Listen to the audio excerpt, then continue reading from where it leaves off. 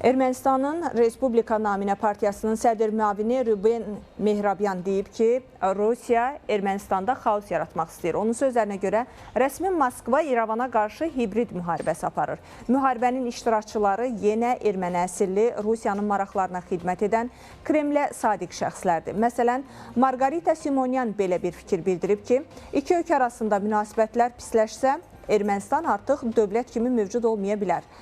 Rusiya Xarici İşlər Nazirinin müavini Mixail Galuzin də bəyan edib ki, Ermənistan Avropa yolu ilə getsə, erməni xalqı üçün kifayət qədər ağrılı proseslər başlayacaq, deyə siyasətçi qeyd edib.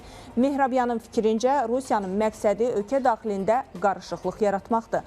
Rusiya Ermənistanı erməni əsilli şəxslər vasitəsilə təhdid edir. Simonyan və Galuzin vasitəsilə Ermənistanı hədələyən Rusiya ölkədə xaos yaratmaq və onu siyasi cəhətdən iflic vəziyyətinə gətirmək məqsədi güdür, deyə Ruben Mehrabyan bildirib.